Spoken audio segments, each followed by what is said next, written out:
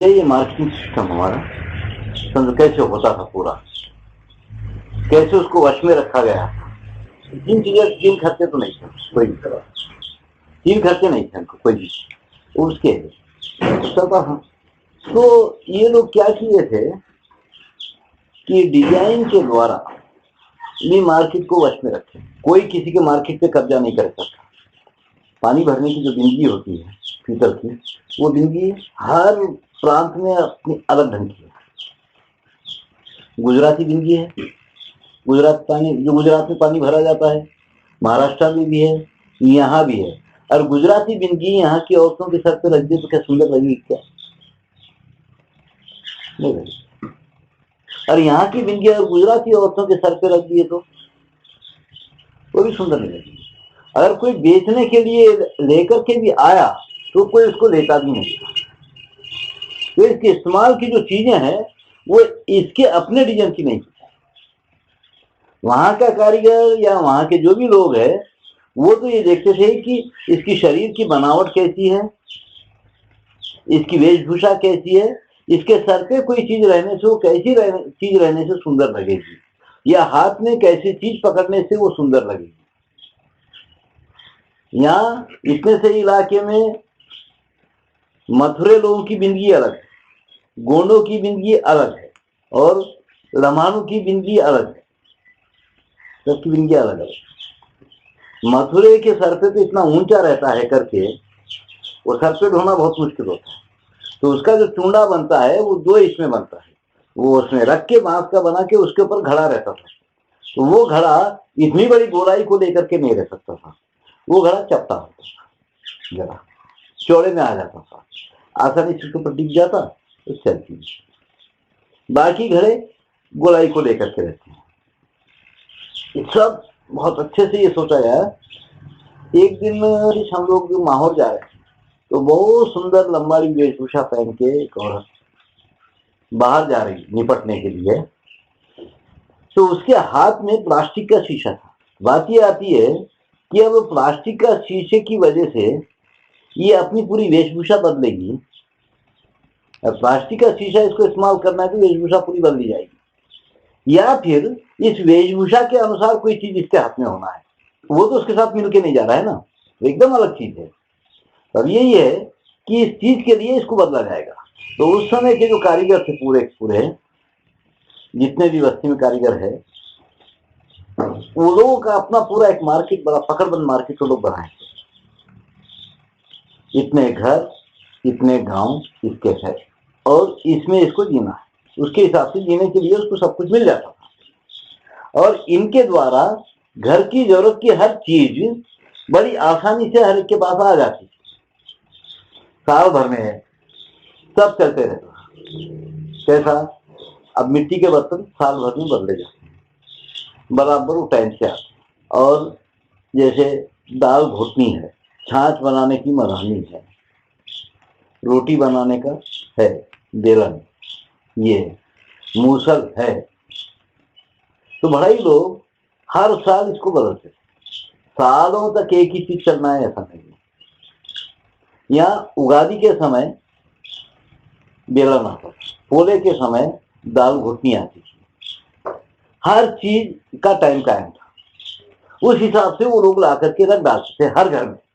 ये जो इस्तेमाल की जितनी चीजें हैं इनकी अपनी टाइमिंग थी, उस हिसाब से वो सारी चीजें ला करके घर में रखते जाते। ये नहीं कि एक ही बार ला के रख डालेंगे, कभी कुछ आ रहा है, कभी कुछ आ रहा है, कभी कुछ आ रहा है। खिलौने हैं बच्चों के, लट्ठू का सीजन है तो बराबर भाई लोग, उनकी औरतें आती थी, एक सूप में या थाल में पूरे लट्ठू रख करके लेके आती थी। वो लेकर के आना है तो यहाँ पीटा रख करके उसके ऊपर थाल वाल कुछ रखा जाता, वो उसमें रखती थी। घर में कितने बच्चे हैं उसके लिए लट्ठू, तो उसके लिए ये लोग सीधा देना पड़ता। सीधा जानते हो ना? तो एक सूप में दाल चावल आटा नमक मिर्च ये सब रख के उसको देना, वो पूरा एक भोजन होता है। गिल्ली डांडू का खेलने का समय है, बराबर गुल्ली और डंडा ला करके हर घर घर में वो लोग रख डालते। ठीक है, उसके बाद दशहरे का टाइम है, लकड़ी की बनाई हुई तलवारें ला करके घर में रख डालते थे, उसके लिए सीरा देना है। श्रावण मास है, ये मारगोल जो पैर बांस पर पैर लगे रहते हैं उसको चलना है, वो ला करके घर में रख देते। हर चीज अपने समय से घर के आ जाती है।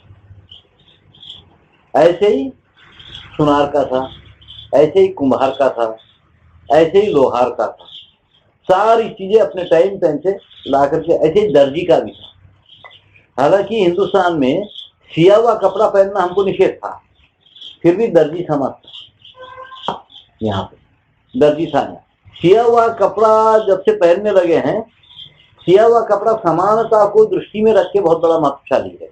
ये बिना सिया हुआ कपड़ा, हज को जाते हैं तो सब सिया हुआ कपड़ा उतार देते हैं ना उसमें, वहां उस देवालय में या उस मक्का में सब एक ही समान होना है। कोई वैभवशाली कपड़े पहन के, कोई कंगाली के कपड़े पहन के नहीं, सब एक ही समान। बिना सिया हुआ कपड़ा सबको समान कर देता है। सिया हुआ कपड़ा समानता असमानता को बढ़ावा देता है पूरा, इसलिए हमको सिया हुआ कपड़ा निषेध था।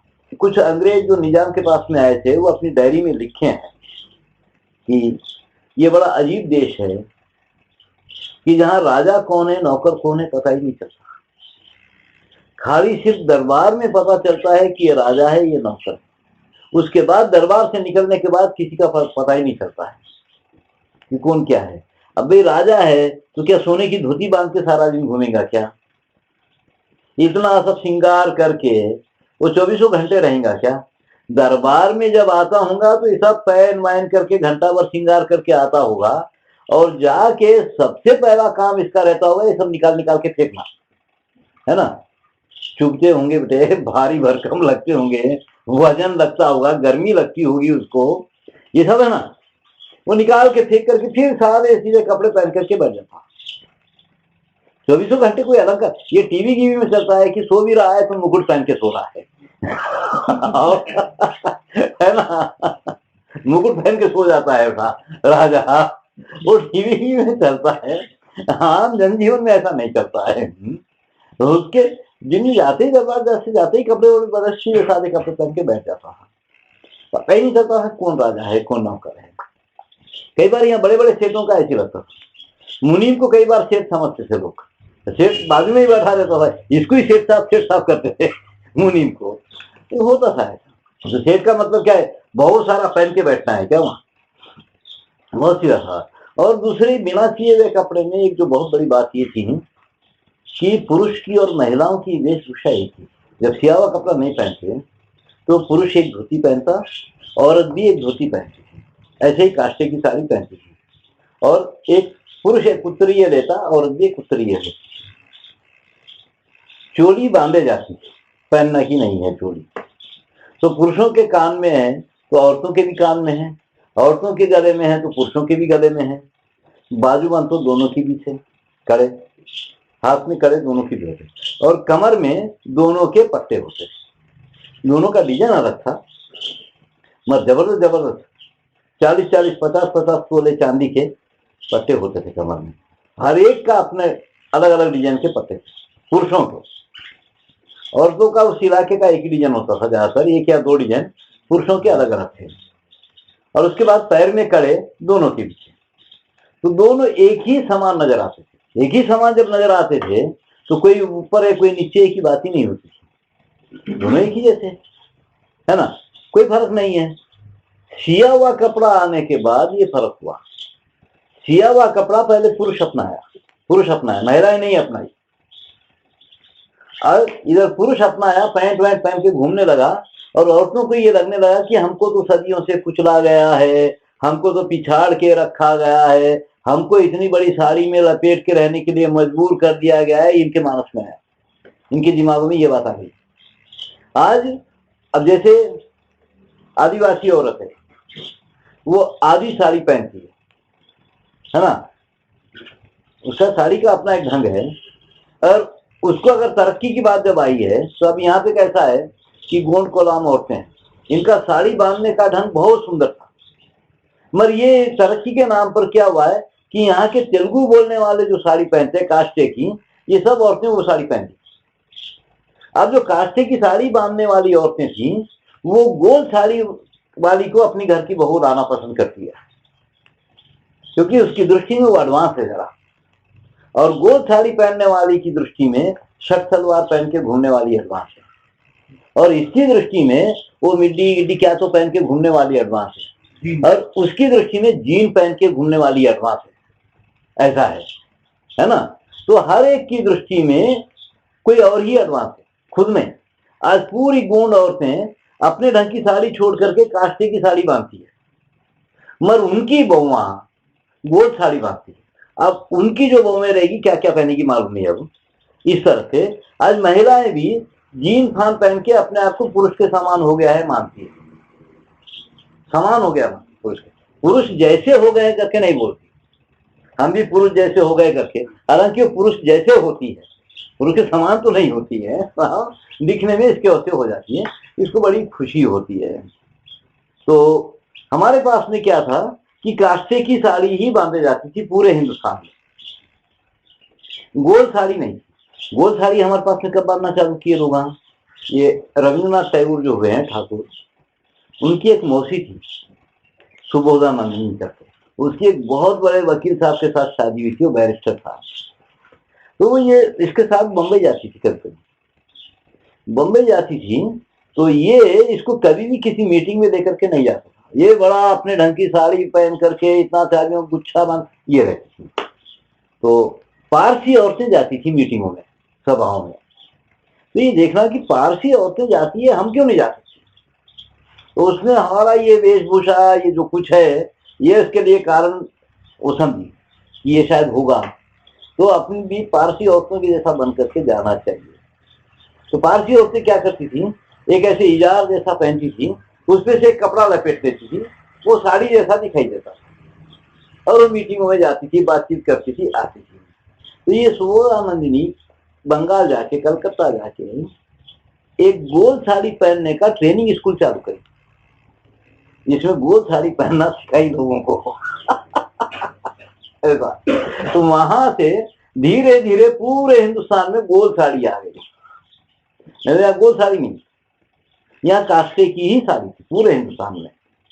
उत्तर हिंदुस्तान में भी काष्ठे की, अभी पुरानी बुढ़िया दी जाती है, मध्य प्रदेश में दिखाई दे जाती है, उनके अपने अपने ढंग की साड़ियां हैं बांधने का।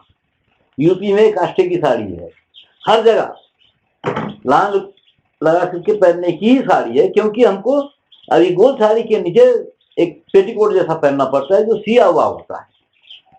लंबाड़े घघरा पहनते हैं, मगर वो घघरा सिया हुआ नहीं माना जाता है, उसको बांधते हैं, और गोल होगा तो वो सूखेगा ही नहीं धोने के बाद, इतना भारी होता है ना। तो वो ऐसे खोल करके सुखाते हैं उसको, पूरा गोल नहीं किया होता, ऐसे बांधते हैं उसको घघरे को। तो वो भी बांधने का है, उनकी चोली भी बांधने की है, पहनने की नहीं है चोली भी। तो हमारे पास में जितने देवी देवता है सब बिना सिया हुआ कपड़ा ही पहनते हैं ना। मगर मुगल आने के बाद उस वेशभूषा का भारतीयकरण हुआ, मुगलों की वेशभूषा था। टखने तक का जो जुब्बा था उनका, वो घुटने तक हुआ। 2 लांच की यहाँ जो धोती बांधे जाती थी घोड़े पे चढ़ने के लिए, वो उसको चूड़ीदार पैजामा बनाया गया, और मुकुट की जगह पगड़ी आ गई। तो हम कभी ये देखते हैं ना उस समय के वातावरण को, या पेंटिंग वंटिंग को, या पिक्चरों को, तो पुरुषों की और महिलाओं की वेशभूषा एक ही होती है। ये भी चूड़ीदार पैजामा, जुब्बा, और ऊपर से कुछ पहना हुआ है, टोपी लगाया हुआ है। महिलाएं भी वो टोपी लगाती है, जैसे पुरुष लगाते थे, महिलाएं भी, कव्वाली ववाली की दोनों की वेशभूषा एक ही होती है ना, फर्क नहीं होता है। तो वहां तक दोनों की वेशभूषा एक ही चली। मगर अंग्रेज आने के बाद पुरुषों की वेशभूषा एकदम अलग हुई और महिलाओं की एकदम अलग हुई। ये गड़बड़ हुई। तो ये वेशभूषा बदलते ही हमारे पास में बहुत सारी चीजें गड़बड़ा गई। क्या है? कला समकालीन होना चाहिए। जिस समय में तुम जी रहे हो उस समय के अनुसार कला होना चाहिए। तो शक और हूण तो बाहर से आए थे। जब शक आए तो वो तो ठंडे इलाकों से आए थे, तो उनका जो देवता है वो भी ठंडे इलाके से आया था। जैसा ये वेशभूषा पहनते थे, सर्दी से अपने आप को बचाते थे, उनका देवता भी वैसे रहता था। बड़ा जुब्बा पहन करके, यहाँ तक के जूते पहन करके, फेटा बांध करके, सूर्य को जब लेके आए तो सूर्य की पहली मूर्ति हमको ऐसे दिखती है कि यहाँ तक के बूट पहने हुए, जूता जुब्बा पहना हुआ है, बड़ी पगड़ी बांधी हुई है, पूरा लपेट के खड़ा है एक तलवार लेकर के। भारत में आने के बाद ये लोग यहाँ के वातावरण, यहाँ की सभ्यता में जब समाये तो यहाँ की वेशभूषा के अनुसार देवता की भी वेशभूषा बदली, वो भी बिना सिए हुए कपड़े वाला हो गया, मगर जूता नहीं बदला गया, जूता रखा गया। यहाँ तक के जूते पहनाए जाते हैं, सूर्य को पैर नहीं बताया जाता। दक्षिण में सूर्य प्रतिमा को पैर बताए जाते, दक्षिण में जूता पहनने का प्रश्न ही नहीं था। यहाँ 12 साल की उम्र तक बच्चे के पैर में चप्पल नहीं पहनाना है, ये नियम था। कोई भी घर का हो बच्चा, 12 साल तक का जब तक वो नहीं होता है, पैर में जूता नहीं पहनना है। अब 12 दिन के बच्चे को जूता पहनाते हैं। हाँ, उसको प्रकृति के सारी चीजों का सारा अनुभव उसको होना है। 12 साल के बाद वो जूता पहनता था, चप्पल पहनता था। यहाँ पे उस समय तो नंगे पैर दौड़ लगाते रहता था। तो अब यहाँ जब सूर्य की प्रतिमा बनी तो उसमें जूता भी नहीं होता है। मगर उत्तर हिंदुस्तान में मुगलों की वेशभूषा का भारतीयकरण जब हो गया तो वहां के देवी देवता भी, वहां के राजा भी उसको अपना लिए थोड़े थोड़े समय के लिए, दरबार वरबार में जाने के लिए। तो वहां के भगवान भी उसको अपना लिए। जैसे गुजरात के और राजस्थान के जो देवी कृष्ण भगवान है, वो भी चूड़ीदार पैजामा पहनेंगे, जुब्बा पहनेंगे, शेरवानी पहनेंगे, पगड़ी बांधेंगे, मुरली बजाएंगे, है ना। उसका भी वो कर दिया गया। तो मुसलमानों तक तो ठीक रहा है सभी। अंग्रेज आने के बाद जो एकदम सब कुछ बदला है, तो अब कृष्ण को क्या पहनाएंगे? पैंट पहना के या सूट बूट टाई लगा के, मुकुट की जगह हेट लगा के, उसके सर पे टोपी लगा के, बांसुरी की जगह से चुरुट पकड़ाएंगे क्या उसके हाथ में? हाँ, क्या करेंगे? हमारी वो सारी कलाएं वहां पे रुक जाती है, क्योंकि यहाँ सभ्यता बदली है एकदम। तो इसलिए हमारा अपना सब कुछ वहां ठहर जाता है, रुक जाता है। इस वेशभूषा का भी अगर भारतीयकरण होता तो शायद अलग होता था। आधुनिक वेशभूषा का हम भारतीयकरण नहीं करते, हम अपने आप को उसके अनुसार बना लिए, उसके अनुसार जीने वाले हो गए हम लोग। नहीं, इसको पहन के बैठ के नहीं खा सकता है तो खड़े रह के खाना चालू कर दिया, उसके अनुसार हम अपनी जीवन शैली बनाने लग गए। तब यहाँ आके सभ्यता बदलती है ना। तो उस टाइम पर ये जो कारीगर लोग थे, ये डिजाइन के द्वारा सारी चीजों को बहुत वश में रखे कि इस इलाके का ये डिजाइन है, जो इस इलाके से हट करके बाहर कहीं नहीं मिलेगा, या कहीं लेकर के जाएंगे तो कोई लेगा भी नहीं। उस इलाके का अपना सब कुछ है। तो इसका मतलब है उस समय एक गांव अपने आप में पूरा एक कंपनी जैसा था। ये दूसरा बाहर का कोई आदमी इसमें घुसना ही नहीं, उसको घुसने के लिए कहीं से कोई मौका नहीं। बस हर चीज को इतना बंदोबस्त कर दिए थे, और मार्केट इतना जबरदस्त था, गांव और घर बटे हुए पक्के से। अगर कहीं का कुम्हार आकर के इस गांव में अपने मटके बेच लिया तो उसको पकड़ के जुर्माना लग जाता कि कैसे बेचा यहाँ पे। कोई बाहर का वाद्यकार आके यहाँ वाद्य बजाया है, उसको जुर्माना लग जाता था कि कैसा बजाया तू आकर के। इतना पकड़बंद मार्केट। तो कब इस मार्केट को तोड़ा गया? 1777 में शायद, उसकी तारीख देखना पड़ेगा धर्मपाल जी के उसमें। 1777 में कानून बनाए कि आज से अपनी कोई भी चीज कोई भी कहीं भी बेच सकता है, कोई रोक नहीं सकता उसको। ये कानून बनाए थे ओपन मार्केट की बदमाश। उसके पहले मात्र ऐसा नहीं था, कोई भी चीज अपनी कोई कहीं भी नहीं बेच सकता। उनके पास उनकी अपनी सारी चीजें हैं, उसका मार्केट वहां होगा। वो भी किसी के मार्केट पे कब्जा नहीं करेगा, ये भी नहीं करेगा। तो वहां इस मार्केट के द्वारा, इस डिजाइन के द्वारा हर एक के आहार की सुरक्षा को कायम किया गया था। उससे ज्यादा क्या चाहिए आदमी को?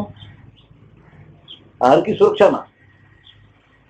इतना मरमर के कमा रहा है साधनों के लिए, साधन आसानी से मिल रहे हैं उसको, दूसरी बहुत बड़ी उसको आहार की सुरक्षा है। तीसरा आरोग्य की व्यवस्था वहीं पर है। जिन लोगों के पास में ये तीन चीज नहीं होती है, सुरक्षित आहार नहीं है, जिसके पास जीवन के लिए पढ़ाई नहीं है, और जिसके पास आरोग्य से संबंधित व्यवस्था है जिसके अपनी पकड़ में नहीं है, व्यवस्था में नहीं है, ये तीन चीज जिसके पास नहीं होती है वो गरीब गांव होता है, वो आदमी गरीब होता है।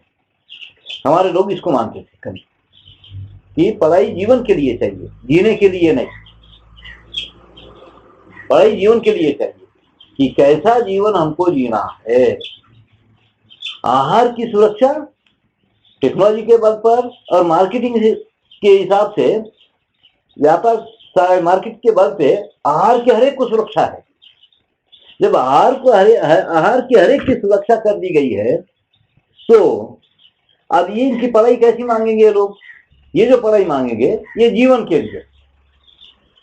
और समाज में आहार की किसी को सुरक्षा नहीं है तो वो जो पढ़ाई मांगता है वो जीने के लिए मांगता है, क्योंकि पढ़ाई के द्वारा इसको अपना आहार प्राप्त करना है।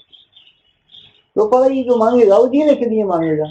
जब आहार की सुरक्षा हरेक को है तो वो जो पढ़ाई मांगेगा वो जीने के लिए नहीं, जीने के लिए व्यवस्था है उसके पास, वो फिर जो पढ़ाई मांगेगा वो जीवन के लिए, कि कैसा जीवन हमको जीना है, फिर उसके अनुसार पढ़ाइयां बनती। तो उस हिसाब से अब जैसे हमारे पूरे शास्त्र है जितने भी, ये शास्त्र इस युग के काम के नहीं है, अभी के काम के नहीं है। ये सारी पढ़ाइयां अभी के काम की नहीं है। और समाज में आहार की सुरक्षा कर देंगे हर एक के लिए तो उस समय ये पढ़ाइयां काम में आती कि हमको कैसा जीवन जीना है। हमारे जितने भी शास्त्र है ना, ये पढ़ने के बाद आखिर में एक ही एक चीज इसमें बड़ी अच्छी समझ में आती है। ये सारे शास्त्रों का आखिर में एक ही एक बोलना है कि मैं और मुझे, ये दो शब्द खत्म कर दो अपने भीतर से। मैं क्या हूं, मुझे क्या करना है, ये जिज्ञासा पैदा करो। मैं और मुझे दो शब्द को पहले खत्म करना पड़ेगा, क्योंकि मैं और मुझे जब तक है आदमी के अंदर, वो करेगा कुछ, सीखेगा नहीं, कुछ सीख नहीं सकता। कुछ सीखना है तो मैं और मुझे को खत्म करना पड़ेगा, है ना? तो कुछ नहीं सीखेगा, करेगा कुछ तो मगर सीख नहीं पाएगा कुछ। ये हमारे सारे शास्त्रों का आखिर में ये बोलना है कि मैं और मुझे खत्म करो, तो तुम दुनिया में बहुत कुछ सीखोगे, बहुत कुछ कर पाओगे। मगर आज की पढ़ाइयों में मैं और मुझे बहुत महत्वशाली है। हर लड़का ये बोलता है मैं ये चाहता हूं, मुझे ये पसंद है। भाई तुमको क्या प्रॉब्लम है? मुझे सोना पसंद है, मैं सोऊंगा। हाँ, तुमको क्या परेशानी हो रही है मेरे सोने से? ये बात है ना। तो आज मैं और मुझे बहुत महत्वशाली हो गया है। अंग्रेजों के आधुनिक पढ़ाई की एक जो खासियत है वो यही है कि ये एकदम से व्यक्तिवाद को बहुत बढ़ावा देता है और अभी व्यक्तिवाद के चक्कर में आया है। और हमारे पास व्यक्तिवाद कभी रहा नहीं। एक चीज याद रखो, जब व्यक्ति समाज में अपना अस्तित्व बनाता है, तो जब समाज में अपने अस्तित्व को खड़ा करने की कोशिश करता है तो समाज खत्म होता है। अगर समाज के अस्तित्व को अगर हर व्यक्ति अपने भीतर खड़ा करता है तो समाज जी उठता है। समाज में अगर तुम अपना अस्तित्व खड़ा करने की बात करेंगे तो समाज खत्म है। वो बच्चा पैंट पहना है, सब कुछ करा है, गांव में जाकर के उसको ये बताना होता है कि मैं पढ़ा लिखा हूं, अपना अस्तित्व बताता है ना। तो और दूसरा भी वो अस्तित्व बताता है, तीसरा भी वो अस्तित्व बताता है, तो पूरा समाज टूट जाता है, खत्म हो जाता है एकदम से। समाज में अगर अपना अस्तित्व खड़ा करने की बात करेंगे तो समाज खत्म होता है। समाज का अपना एक अस्तित्व है, समाज के एक सामाजिक जीवन का अपना एक आनंद है। उस आनंद के अस्तित्व को ही अगर अपने भीतर खड़ा करता है तो समाज जी उठता है। मैं और कुछ नहीं हूं, मैं तो इस गांव का बच्चा हूं, मैं तो एक समाज का एक हिस्सा हूं, समाज से बड़ा तो नहीं हूं, कि जब इसके अंदर बात आती है तो फिर समाज जी उठता है। तो आज समाज में अस्तित्व खड़ा करना यही व्यक्तिवाद है ना। क्यों? व्यक्तिवाद तो क्या होता है? मैं हूं करके मेरी बात है, मेरी बात है करके मैं हूं, बस इसलिए सब कुछ मैं हूं, ये व्यक्तिवाद है। तो आधुनिक पढ़ाइयों में व्यक्तिवाद को काफी अच्छा बढ़ावा मिलता है। निकाले की पढ़ाई में व्यक्तिवाद को बहुत अच्छा बढ़ावा है, मगर हमारी सारी चीजों में व्यक्तिवाद को कहीं बढ़ावा नहीं होता था। व्यक्ति की पहचान इतनी महत्वशाली नहीं मानी जाती। यहाँ हमारे पास में कुछ कोलाम परिवार थे यहाँ पे, तो एक औरत को, एक लड़की उसमें गर्भवती थी औरत, एक परिवार, 4-5 परिवार यहाँ थे, बहुत सारे लोग थे। तो उसमें क्या था, अब वो गर्भवती थी, तो प्रसव का समय आया, जब दर्दे उठी तो हम बोले कि दवाखाना ले जाएंगे भाई, दवाखाना ले जाएंगे करके जब बात आई तो वो लोग इनकार कर दिए कि नहीं नहीं हम दवाखाना नहीं जाते, हम जो भी करना है अपने घर पे करेंगे, यहीं पर करेंगे, हम नहीं जाते दवाखाना। मैं क्यों नहीं जाते भाई? नहीं, हमारी अपनी पद्धति है बच्चा पैदा करने की, और उसमें 5 दिन तक कोई उसको हाथ नहीं लगाता है, कोई और महिला या कोई पुरुष उसको, न जच्चा को न बच्चा को कोई हाथ नहीं लगाता है, वो एकदम अलग। तो बच्चा भी इसको अपने से पैदा करना पड़ेगा, कोई हाथ नहीं लगाएगा। तो ठीक है भाई। तो बच्चा पैदा हुआ, हमारी झोपड़ी थी, वो झोपड़ी में तो बुजुर्ग औरत दरवाजे पे बैठ के बोलते जा रही है कि ऐसा करो ऐसा करो। वो बच्चा पैदा करी, नाल काटी नारी की, और उसके बाद यहाँ बोरिंग के पास में पुरुष लोग पानी का लोटा लेकर के खड़े रहे। तो बच्चा पैदा होते ही रोने लगा, तो ये नाम लेने लगे, भीमराव, जंगू, तो वो, तो ये तो नामा ले रहे हैं। तो आखिर वो एक नाम पे रुका रोना, उसका एक नाम पे रोना रुकते ही वो नाम उसका, बस। तो मैं पूछा, राव जी ये क्या बात है? तो वो उनका बोलना ये कि बच्चा पैदा होते ही बच्चा नाम के लिए रोता है, और उसको नाम मिल जाए तो उसका रोना बंद हो जाता है। नहीं, ये तो बड़ी जबरदस्त चीज है कि नाम मिलते ही खत्म। यहाँ तो जिंदगी भर हर एक को नाम का रोना रहता है, क्योंकि यहाँ तो हर आदमी जिंदगी भर नाम के लिए रो रहा है, बेटा मेरे को क्या नाम मिला। वहां तो नाम के लिए रुआ, नाम मिल गया तो खत्म, फिर वो अपना नाम करने की कहीं कोशिश नहीं करता है ना, कि मैं सब कुछ हूँ, मैं ही हूँ, ऐसा वो कोशिश भी नहीं करता है कभी। भाई हम तो सामाजिक जीव है, समाज से बड़े थोड़ी होते हैं। यहाँ मैं बोला कि हमारे सारे लोगों को तो नाम का रोना है, बताओ, सारी जिंदगी नाम के लिए रोते रहते हैं, जबकि खूब बाजा गाजा बजा के इसका नाम रखते हैं बदमाश का। फिर सारी जिंदगी रोते रहता है नाम के लिए। तो उस समय कुछ लोग बैठे थे, पत्रकार वित्रकार, ओह क्या अभी भी इतना अंधविश्वास है, अभी भी इतना पिछड़ापन है, इतना पास में दवाखाना रख करके दवाखाना नहीं ले करके गए, ये पिछड़ापन नहीं तो क्या है, कुछ भी हो सकता था, वो हो सकती है, नहीं इसमें पिछड़ापन क्या है भाई? अगर आज की पढ़ी लिखी लड़की अगर ऐसा कर ले, अपनी संतान को खुद पैदा कर ले, तो तुम लोग खुद खुद के पुकार के बोलेंगे कि आज विज्ञान कितनी तरक्की कर लिया है, कि आज की लड़की को संतान पैदा करने के लिए किसी की जरूरत नहीं है, वो अपने आप में डॉक्टर बन गई है, अपने आप में ये पुकारेंगे। एक औरत अगर आदिवासी औरत ये करती है तो पिछड़ापन है, एक पढ़ी लिखी लड़की ये करती है तो तरक्की है। काम तो दोनों एक ही कर रहे हैं ना, ये बस काम दोनों का एक ही है, मगर इसको पिछड़ापन का नाम देंगे, उसको अडवास पने का नाम देंगे, तरक्की। उसको तो डॉक्टर की अपने आप में डॉक्टर बन गई है, ये नहीं है, ये भी तो उतनी ही है ना, मगर इसको मान्यता नहीं देंगे, इसके सामर्थ्य को मान्यता नहीं देंगे। हमारे पास में सामर्थ्य और मानस ये तो बहुत बड़ी चीज रही है कि हर एक को सामर्थ्यशाली होना है। तो एक दिन मैं घर से आश्रम आ रहा था, ये मैदान था पूरा, तो एक तालाब का कट्टा था, हाउसिंग बोर्ड में बांध था टूटा हुआ, उस पर कुछ घर बने थे। किसी गांव से आकर के एक परिवार वहां जी रहा था, परिवार भी क्या, दोनों मियाँ बीवी थे। तो उसकी पत्नी गर्भवती थी, जवान लड़के थे, गर्भवती थी, और पास में 1-2 घर थे और कुछ नहीं था। इसको बच्चा होने वाला हो गया, दर्दें उठी, तो ये परेशान हो गया कि मैं क्या करूं। तो ये इधर उधर दौड़ रहा है, पुकार रहा है, रोने लग गया बच्चा, इसको समझ में नहीं आ रहा कि क्या करूं। इतने में कुछ औरतें खेत के काम के लिए जा रही थी, तो मुझे क्या हुआ रे, काय को रो रहा? हाँ? तो बोली कि नहीं, बोला कि नहीं मेरी बीवी कैसा कैसा कर रही है, मेरे को समझ में नहीं आ रहा है। तो अंदर जाके देखे तो तेरी की, इसको तो बच्चा होने वाला है ना रे बेवकूफ किधर का, कोई नहीं है क्या? तो कोई नहीं है क्या बड़े लोग बोल, तो हाँ कोई भी नहीं है, मैं क्या करना?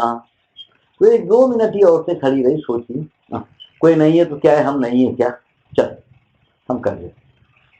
तो सारी औरतें दरातियां वहां रखी, कोई गर्म पानी करने लग गया, कोई कुछ करने लग गया। थोड़ी देर में बच्चा पैदा किया, बच्चा पैदा करके उसको अच्छा नला धुला के लपेट वपेट के देखे, तो उसको बोले अरे कोई नहीं है तो ये बुजुर्ग औरत है, इसको रख ले सारा दिन, शाम में इसको कुछ भी मजूरी दे देना, तेरे घर वाले आए जब तक। वो ठीक है, एक औरत बुढ़ी औरत वहां रख दी, सारा दिन करना कराना है, तो वो रख करके वो चलते बने। फिर दरातियां उठाए खेत को चले गए। तो मैं खड़े रह करके देखते रहा कि ये सामर्थ्य और इतना सुंदर मानस, आज की लड़की में सामर्थ्य हो सकता है, मगर ये मानस सामर्थ्यशाली होने के बाद भी उसका इतना सुंदर मानस होना है, ये मामूली बात नहीं है ना। उस मानस को कैसे बनाएंगे? सामर्थ्यशाली होना है, उसके बाद इतना सुंदर मानस होना है उसका कि किसी के लिए खड़े हो जाना है, अपना भी काम छोड़ करके।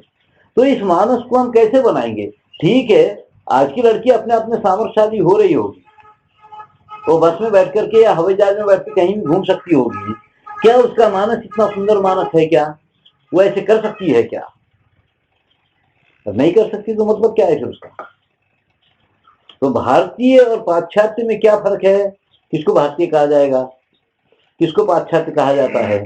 यहाँ पे एक ही फर्क है कि जो आत्मीयता से व्यवहार करता है और जो व्यवहार से आत्मीयता करता है। जो आत्मीयता से व्यवहार करता है वो भारतीय मानस है, जो व्यवहार से आत्मीयता करता है वो पाश्चात्य मानस है।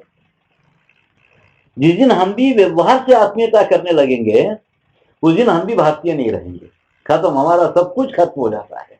हम लोग तो आत्मीयता से व्यवहार करने वाले हैं। एक लड़का आया, बड़े हैदराबाद से लड़का आया, मैं आदिवासियों पे रिसर्च करना था, कोलामों पर रिसर्च कर रहा हूँ, अध्ययन कर रहा हूँ। तो मैं पूछा कि किस गांव में जाके आया भाई, कहाँ गया? नहीं मैं वो गांव में घूमा हूँ, कई जगह घूमा हूँ, तो एक परिवार से मिलके बात किया। ठीक है, कैसे लगा? बहुत गरीबी, बहुत पिछड़ापन, बहुत गरीबी। ठीक है, अच्छा तेरे को खाना खिलाया नहीं खिलाया? मैं पूछा। हाँ खाना खिलाया, इतना वो मिल मेकर और रोटी मेरे को खिलाए। मैं बोला तू क्या उसका रिश्तेदार लगता था या संबंधी था, क्या था तू? एक अपरिचित आदमी, उसके किसी काम का नहीं है, उसका टाइम वेस्ट करने आया है फिर ऊपर से है ना। वो किसी काम को जाने वाला होगा बेचारा, पूरा टाइम वेस्ट करने के लिए तुम पहुंचे हो और तुमको बैठा करके वो खाना भी खिलाया। क्या तुम ये चीज कर सकते हैं क्या? मैं पूछा उससे, कोई अपरिचित आदमी को तुम खाना खिला सकते हो क्या? उसके लिए तुम अपना टाइम बर्बाद करोगे क्या? नहीं करोगे। तो कंगाल वो है या तुम है? मैं बोला एक तरह से तुम तो किसी अपरिचित आदमी को खाना नहीं खिलाओगे ना। तो वो जो मानस है, उस मानस को मैं बोला देखो, हाँ वो जो जितनी भी कमाई करता है देवताओं के नाम पे खर्च कर डालता है, हो भाई उसको परा की चिंता है, अपरा की वो चिंता नहीं करता है। ठीक है कल भी हमको मिल जाएगा, पर देवताओं के लिए जो करना है वो हम करेंगे, उसको चिंता नहीं है अपरा की। तुमको अपरा की चिंता है, परा की नहीं है। तुमको तो अपनी व्यवस्था की चिंता है, भौतिक सुख की व्यवस्था की चिंता है, उसको वो नहीं है, इसलिए वो दूसरे संसार की चिंता करता है। तो एक राजा घोड़े पे जा रहा था, तो एक आदमी काम कर रहा था, तो उसको पूछा कि सारा दिन में तेरे को कितना मिल जाता है? वो बोलता कि 1 रुपया मिल जाता है अंदाजा। तो इसका क्या करते हो? तो वो बोलता है कि चाराने कर्जा चुकाता हूं और चाराने कर्जा देता हूं, चाराने में परलोक खरीदता हूं और चाराने अपनी जान के लिए खाता हूं। ये राजा आके दरबार में पूछा भाई ये क्या हिसाब है बताओ? चाराने ऋण चुकाता है और चाराने ऋण देता है, चाराने में परलोक खरीद रहा है और फिर चाराने अपनी जान के लिए खाता है। इसका खुलासा किया जाए कि क्या चीज है? तो फिर आखिर को उसको बुलाया। तो वो आने के बाद में बोला कि देखो, जो भी कमाई मैं करता हूँ उसके 4 हिस्से तो होते ही हैं।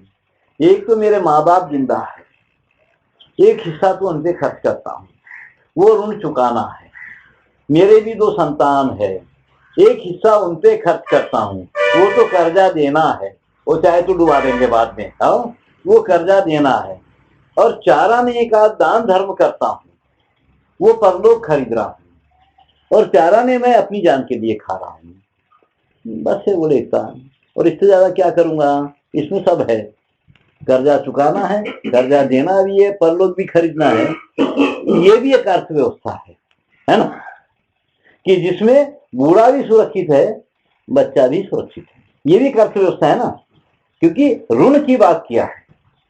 तो हमारी व्यवस्था में ऋण बहुत महत्वशाली रहा है। हम लोग धन से ऋणी नहीं रहे, भाव के ऋणी। धन से कोई ऋणी नहीं था, भाव से ऋणी। ऋण का भाव हर एक में था, धन से कोई ऋणी नहीं।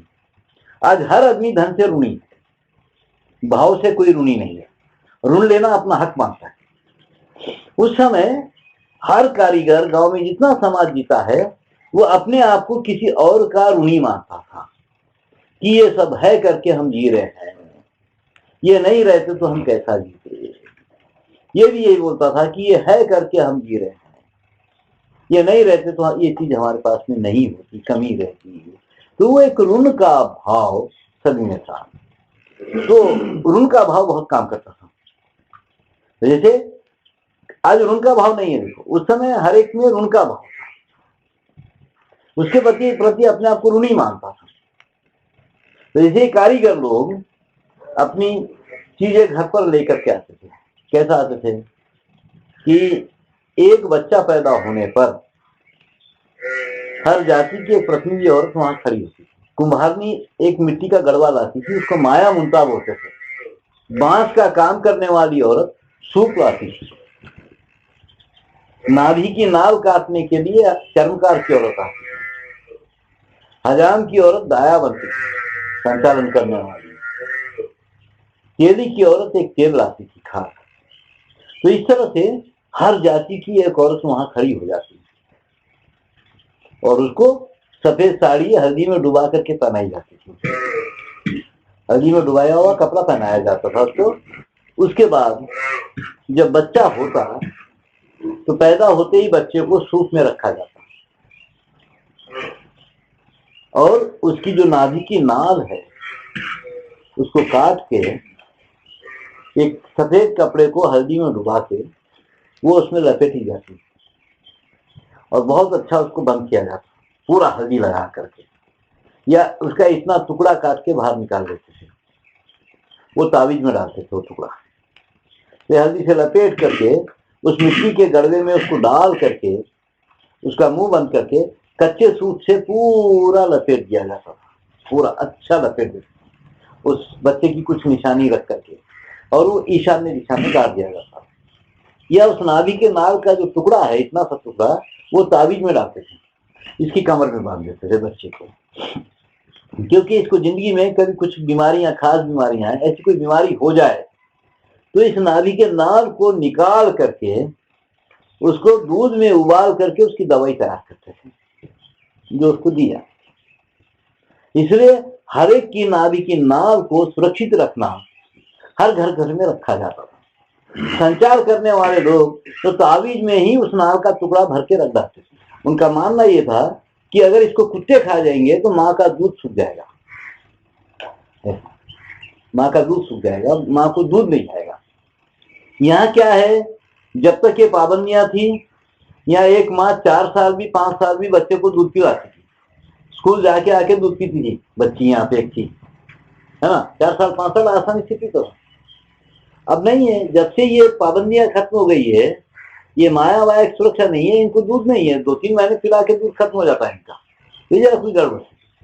तो वो ये सारे जो आई है, सारी चीजें जो लेकर के आए हैं कि माया ममता, सूप, तेल या कपड़ा, ये जो सब कुछ आया है, ये जो औरतें लेकर के आई है, हर जाति की औरत वहां खड़ी है, तो इसके लिए क्या देना है?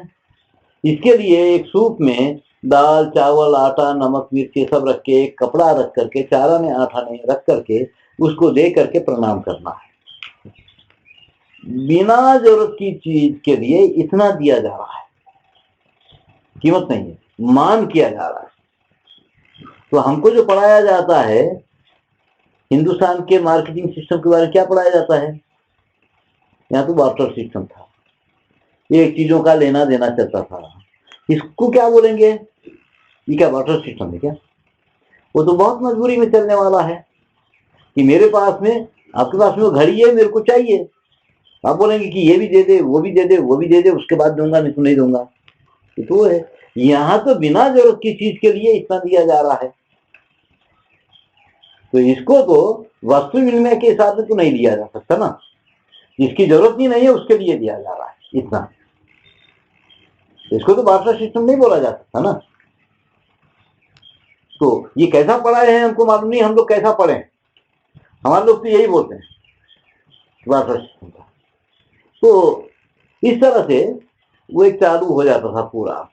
उसके 21वें दिन बड़ा ही लोग बड़ा अच्छा झूला लेकर के आते थे, गद्दी बिस्तर बनाने वाला, छोटी छोटी गद्दी बिस्तर जैसा आ जाता था, खिलौने, उस समय के खिलौने अलग, ये सारी चीजें आ जाती थी।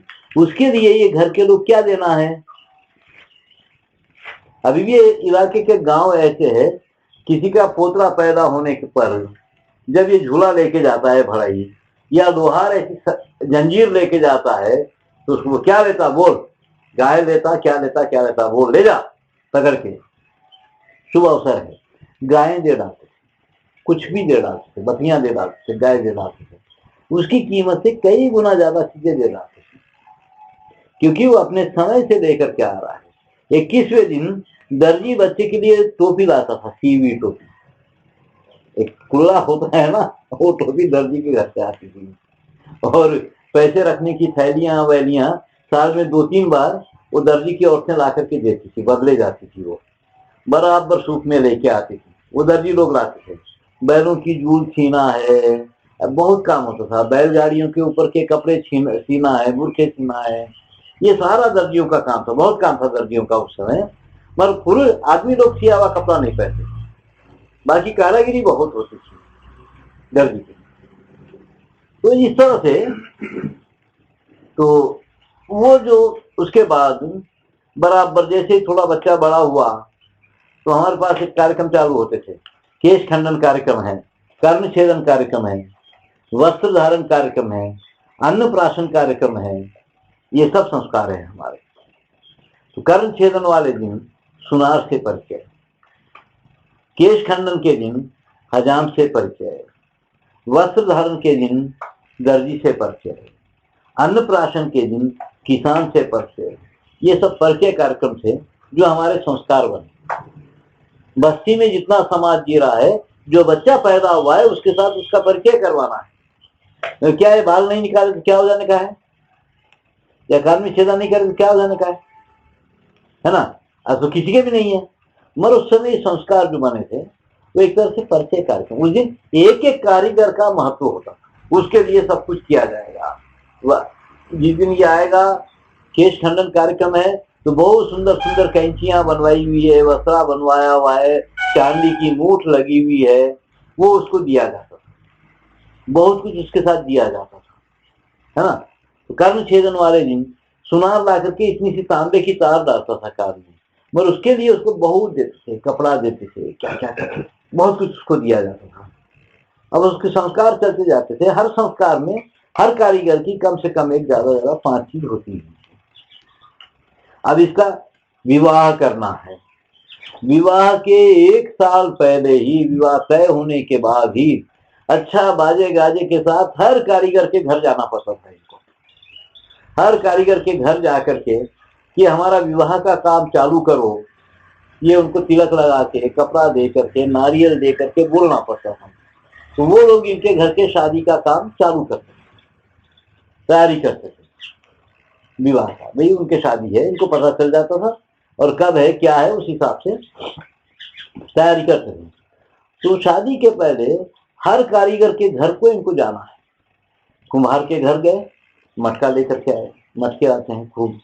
बढ़ाई के घर गए, कुछ ग्राम देवताओं की मूर्तियां लेकर के निकलते हैं, कोच्चा बाबू ये हर जाति वाले के घर जा करके उसकी चीजों को लेकर के आना है, बाजे गाजे के साथ उसका मान करके बजता, उसका कटनम फटनम देने के बाद यहाँ पे एक दूजे करोड़ क्या बोलते हैं उसको, लद्दाख, जो गद्दी बिस्तर बनाने वाला है, तो उसके घर पे चरखा था। तो मैं गया एक दिन, मैं बोला मौला ये चरखा क्या काम का है, ये मेरे को दे दो, मैं अपने आश्रम में रख लूंगा। नहीं गुरुजी, ये हमारे खानदान की निशानी है, ये ऐसे थोड़ी दूंगा, तुम थोड़ी देर बैठो। बोले देखो इसका मजा मैं बताता हूँ। तो मैं वहां बैठा रहा। थोड़ी देर के बाद में एक बाजे गाजे के साथ एक परिवार आया। आ करके वो इनके घर में आया, मौला भी पीटा लगाया, चरखा रखा, वो देख उस पे पीटे सर पे कपड़ा लगा के लपेट के बैठ गया। ये आए, उसको बोट्टू लगाए, उसका मान किए, कपड़ा वपड़ा दिए, उसको देने के बाद ये क्या किया, उससे सूत निकाला, थोड़ा सा सूत निकाल के विवाह के कंकण तैयार किया, तो वो थाली में रखा। शादी में जो कंकण बांधा जाता है वो उसका हिस्सा होता है, वो बना के देता है हमेशा, जो गद्दी बिस्तर बनाने वाला है उसके वहां से। हमारी हर पूजा में हर जगह जो कच्चा सूत होता है, जो लपेटा जाता है, ये उसका हिस्सा है और वो बहुत बड़ी मात्रा में इस्तेमाल किया जाता है, कच्चा सूत हो। तो वो कंकणम बना करके दिया। बोले देखो इतने से धागे के लिए मेरे को कितना मिलता है महाराज, और तुम बोलते चरखा मेरे को दे दो, मैं कैसे दूंगा, है ना। तो उस समय क्या होता था कि बच्चा जब होने के बाद करदोरा बांधना है उसकी कमर में, जब तक धोती बांधी जाती थी तो करदोरा बहुत जरूरी था, कॉपिन बांधने के लिए, ये सारी चीजों के लिए। तो करदोरा जो है मोलदारम, ये आता था जुलाहे के घर से। हालांकि हर घर में चरखा चलता था, वो बनता था, मगर ये देना है जुलाहे के घर से। तो जुलाहे के घर पे गए, एक माप जवारी लेकर के जाती थी औरतें, वो वहां डाल दिए, तो वो इतना सा धागे का टुकड़ा लपेट के वहां रखता था, वो इसके कमर में बांधते थे।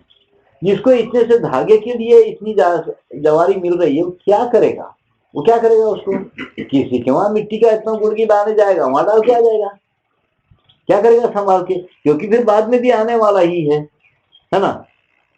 तो जिसको ये पता है कि कल भी मेरे को मिलने वाला है, वो इकट्ठा नहीं करेगा कि कल भी हमको मिलने वाला है, वो तो इकट्ठा नहीं करेगा। जिसको ये कि कल मिलेगा या नहीं मिलेगा, ये असुरक्षा का जो भाव है, ये जब आदमी के अंदर है तो ये इकट्ठा करने के चक्कर में आता है।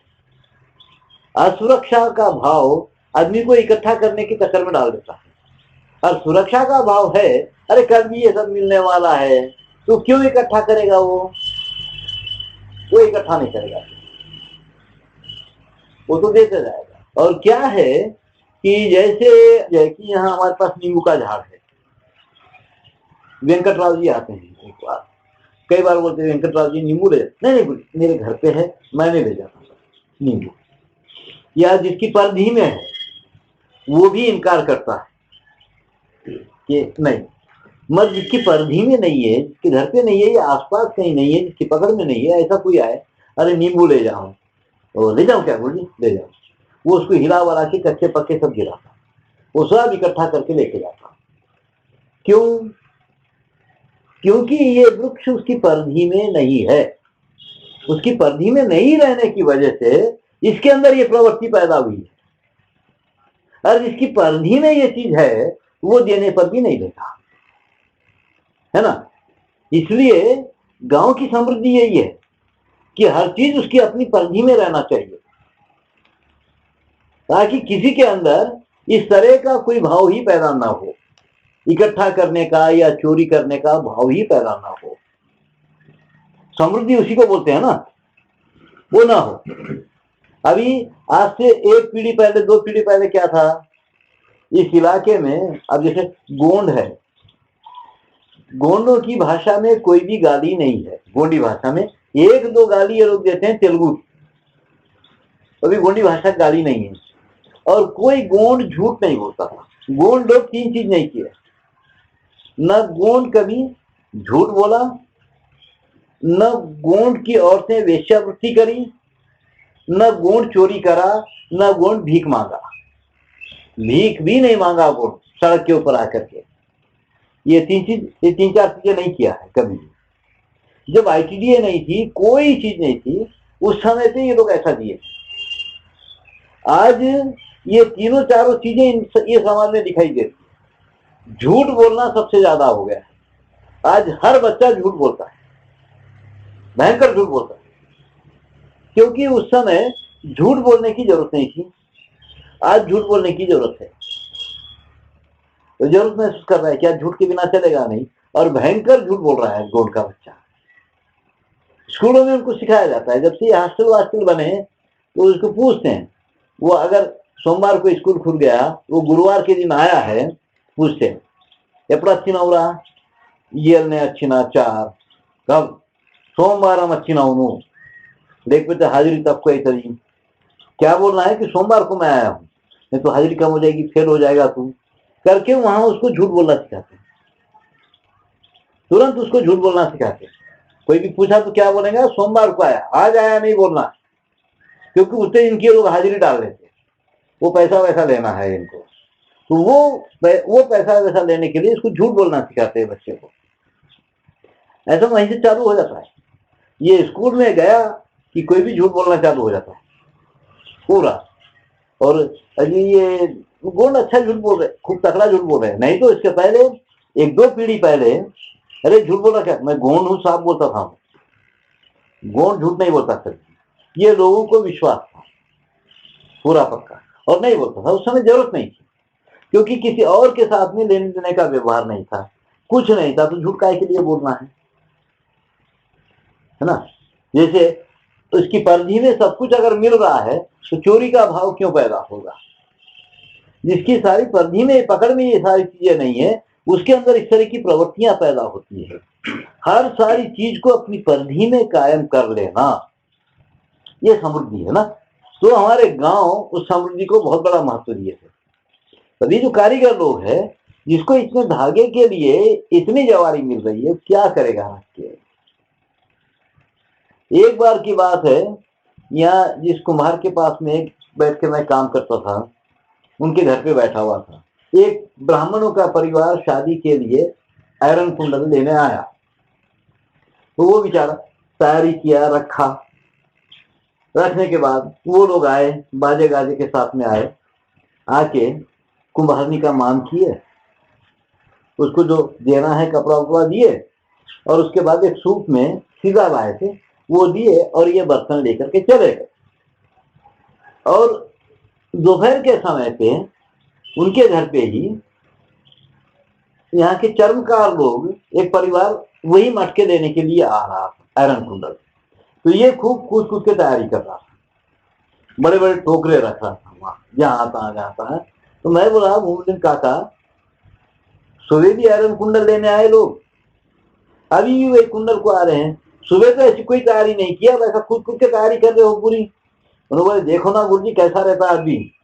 तो ये आए आयरन कुंडल के लिए, बाजे गाजे के साथ में खूब जोर से आए। आके ये भी कुम्हारनी का मान किए, कुम्हार के चाक की पूजा किए। टेक्निक की पूजा करना होता है, हर एक को पूजा करें, पूजा कर कुम्हारनी का मान करके इसको कपड़ा उपड़ा देके, फिर जो सीधा इनके घर से आया है वो टोकरों में आया। एक टोकरे में गुड़, एक टोकरे में चावल, एक टोकरे में दाल, वो पूरा सीधा टोकरों में आया, और यहाँ टोकरों में डाला जा रहा है। देखो ऐसा आता है, इनके घरों से ऐसा सीधा आता है गुरु जी, चर्मकारों के घर से ऐसा सीधा आता है। और मैं सुबह, वो तो बहुत थोड़ा लाया, हाँ बोले मन के खाने वाला मेरे को क्या देता, वो खुद कैसा इकट्ठा करके लाया, वो बहुत बड़ी चीज है बोले, मगर ये तो राजा आदमी है, ये नहीं दिए तो कौन देता है। तो ठीक है ये बात। जब मैं हर्ष को बताया तो हर्ष एक किताब निकाला, ऊपर से किताब निकाल करके वो बताया कि बोलते ठीक यही बात लिखी हुई है। कोई अंग्रेज एक यूपी के गांव पर पूरा अध्ययन किया है। अच्छा, तो उसमें भी यही बात कि कुम्हार के घर जब ब्राह्मण जाता है तो उसको बहुत कम देना पड़ता है, और दूसरी जाति वाला कोई जाता है तो उससे बहुत ज्यादा लिया जाता है। ये शोषण है बस। अब वही बात यहां हुई, ये बोल रहा है कि मन के खाने वाला मेरे को क्या देता। तो ये जो दृष्टिकोण है ना, ये दृष्टिकोण में गड़बड़ रही है। हमारे बच्चे वो चीज पढ़ करके वही चीज मानते हैं। हमारी अपनी परिस्थितियां, हमारी अपनी व्यवस्था को नहीं मानते, नहीं समझते। वही जब बोल रहा है, अरे गुरुजी वो तो मन के खाने वाला है, वो क्या देगा, कितना देगा, वो जो दिया बहुत है, मगर ये तो राजा है, ये नहीं दिए तो कौन देगा। मगर इस चीज को उस किताब में शोषण लिखा कि कुम्हार बहुत थोड़ा देता है, कहीं भी कोई चीज लाने गया, और बाकी जातियों को बहुत ज्यादा देना पड़ता है। इस तरह की असमानता की बात चलती है ना। अब ये जितने आधुनिक पढ़े लिखे बच्चे हैं, ये असमानता की बात को बहुत मानते हैं। असमानता। हर्ष भी जब आया तो मैं उसको बोला कि जब पोले का त्योहार है, तुम जाकर के देख के आओ और लिख के आओ कि क्या है क्या नहीं है। तो ये गया, जाकर के पूरा बड़े गहराई से देखा, सब लिखा कि कितने कारीगरों का क्या क्या सामान उसमें लगता है, यूं है क्यों है। उसके बाद आने के बाद वो एक बात बोलता, बोली बाकी तो सब ठीक है, एक ही चीज एक ही जगह पे भेद नजर आया। तो क्या भेद नजर आ गया भाई तुम्हारे को? नहीं, हमको तो वो लोग घर के लोग एक एक केला दिए और बाजा बजाने वाले को आधा आधा केला दिए, ये भेद नजर आया। मैं बोला ये तरह के भी भेद होते हैं क्या? ये भेद नजर आया। ये बात बोलता है। मैं बोला इसको भेदभाव बोलेंगे क्या? घर में है या नहीं है, तुम तो मेहमान थे, तुमको तो देना ही है। हाँ, और उसको दे दिए वो बहुत बड़ी बात है, क्योंकि पैसा देने के बाद क्यों देना है? ये सब ये तो पैसा दे रहा है तो क्यों देना है? तो ये ऐसी जगह पर भी भेद देखते हैं कि ये ऊपर क्यों बैठा है, ये नीचे क्यों बैठा है, ये भेद है। कोई आ जाए तो यहाँ तो यही बात होगी कि यहाँ तो बहुत बड़ी असमानता है। एक जना ऊपर बैठ के बातें मार रहा है, दूसरे नीचे बैठ करके सुन रहे हैं। ये असमानता है। हमारे पास में समान बंटवारे को कभी भी महत्व नहीं रहा। समान नहीं, उचित बंटवारा कैसे होता है कि जहां 4 दोस्त है, एक ही उम्र के दोस्त है, 5 रोटी मिल जाए तो एक एक रोटी रख के एक रोटी के 4 टुकड़े करके समान बांट लें। ये समान लोगों में चलता है। अब हमारे भोजनशाला में अगर हम खाना खाने बैठे हैं, एक बूढ़ा बैठा है, एक औरत बैठी है, एक बच्चा बैठा है, एक जवान बैठा है, तो क्या इन सबके सामने समान खाना डाल देंगे क्या? इन सबके सामने समान खाना नहीं बांटा जाएगा। कौन कितना क्या खाएगा उस हिसाब से उसके सामने रखा जाता है। वो उचित है, समान नहीं है मगर उचित है, सही बंटवारा है वो। तो इस तरह से क्या होता है कि हमारे पास यहाँ घर का बंटवारा या संपत्ति का बंटवारा या कोई भी बंटवारा होता है, तो बंटवारे के पहले कर्तव्य का बंटवारा होता है, जिम्मेदारी का बंटवारा होता है। 4 भाई है तो जमीन संपत्ति बांटना है, तो बड़े लोग सब बैठेंगे, बड़े लोग पंचायत लगा के बैठेंगे, वो करेंगे बंटवारा। उसको ये लोग मानना पड़ता है। वो बराबर देखेंगे कि जमीना कैसी है, क्या कैसी है, फिर ये लोग कैसे हैं। तो उसके बाद संपत्ति का बराबर समान बंटवारा होने के बाद ये 3 भाइयों को एक हिस्सा बड़े भाई को देना पड़ता है। उसको तुम्हारे वहां बड़भाग बोला जाता है, यहाँ अग्रभाग बोला जाता है, अग्रपाल बोला जाता है। वो देना पड़ता है, क्योंकि संपत्ति के बंटवारे के पहले कर्तव्य का बंटवारा होता है कि बहनें आएगी, मामा का फर्ज कौन निभाएगा, बहनें आएगी, उसका सब कुछ कौन करेगा, भांजों के कार्यक्रम, मामा का धर्म कौन निभाएगा, पितृ कर्म है, श्राद्ध कर्म है, ये कौन करेगा, गांव की सभाओं में कौन खड़े रहेगा। ये सारी चीजों की जो जिम्मेदारी रहता है, ये तीनों उसको एक भाग देना पड़ता है, क्योंकि अब वो सब करने की फिर इनकी जिम्मेदारी नहीं है, वो सब वो करेगा। वो करना है तो कहां से करता फिर? तो इसलिए इनको एक अग्रपाल बोलते हैं यहाँ पे, ज्येष्ठ भाग भी बोलते हैं, वो बड़े भाई को देना पड़ता है, क्योंकि उसको ये सारे कार्यक्रम करना है पूरे, इसलिए वो दिया जाता है। ये आज की दृष्टि में समान बंटवारा नहीं है, मगर हमारी दृष्टि में ये उचित बंटवारा है, सही बंटवारा है। तो हमारे पास समानता को इतना बड़ा महत्व नहीं दिया है, सही उचित होना है, सही होना है, उस चीज को ज्यादा महत्व दिया गया है कि किसको कितना। अभी क्या होता है, हॉस्टलों में समान होता है, इतने ग्राम खाना सबको हर एक को तय होता है, 10वीं के बच्चे को भी और 6वीं के बच्चे को भी एक समान होता है। ये छोटा है वो इतना दांडगा है, दोनों का खाना एक समान होता है क्या? इतने ग्राम बनाना है, इसलिए हॉस्टलों में अनाज बहुत वेस्ट होता है। देखो अब यहाँ इतने थैले भर भर के लाके भैंसों को खिलाते हैं, ये बच्चों के पास है ना। यही बच्चे घर में रहेंगे तो एक दाना वेस्ट नहीं होता है, फेंका नहीं जाता है, और यहाँ फेंका जाता है, क्योंकि यहाँ हर एक के लिए सामान तोल के दिया जाता है कि इतना पकाना है भाई, उतना खा तो नहीं पाएंगे, क्या करेंगे, फिर ला दो। ये समानता का पागलपन है ना लोगों को, जिसके चक्कर में ऐसा बहुत नुकसान हो रहा है।